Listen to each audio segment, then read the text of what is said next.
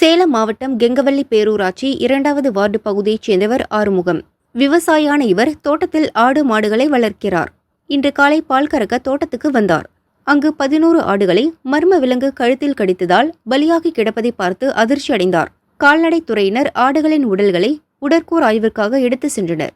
வருவாய்த்துறை மற்றும் வனத்துறையினர் விசாரிக்கின்றனர். டெய்லியும் ஆடு மாடுலாம் இருக்குது காட்டில். டெய்லியும் பார்த்துட்டு வரும்போது பால் பேசினாலும் ஆள்லாம் என்ன கடிச்சிதுன்னு தெரியல, எல்லாம் கடிச்சு போட்டுருச்சு. இதை ஒரு நஷ்டீடு பார்த்து எங்களுக்கு கொடுங்க. நாங்கள் 2 பேர் தான் பார்த்து கொடுங்க. எல்லாம் ஆடு எல்லாம் கடிச்சு உதறி போட்டுருக்குது. என்ன கடிச்சதுன்னே தெரியல. ஒரு ஆடு கூட இல்லை, 12 உருப்படியும் கடிச்சு. ஏதோ கவர்மெண்ட்டில் பார்த்து நஷ்டீடு ஏதாவது இருந்தால் கொடுங்க. வாழ்வாதாரமே இதுதான். ஆடு மாடு தான் வச்சுருக்கோம். 2 மாடு ஆடு 13 உருப்படி வச்சுருந்தோம். எங்களுக்கு வாழ்வாதாரமே இதுதான். அதனால் எங்களுக்கு ஏதோ ஒரு உதவி பண்ணுங்க. மர்ம விலங்கு கடித்து ஆடுகள் பலியான சம்பவம் விவசாயிகள் மத்தியில் அதிர்ச்சியை ஏற்படுத்தியது. மர்ம விலங்கை கூண்டு வைத்து பிடித்து வனத்தில் விட வேண்டும். பாதிக்கப்பட்ட விவசாயிக்கு உரிய இழப்பீட்டுத் தொகையை வனத்துறை வழங்க வேண்டும் என கோரிக்கை விடுத்தனர்.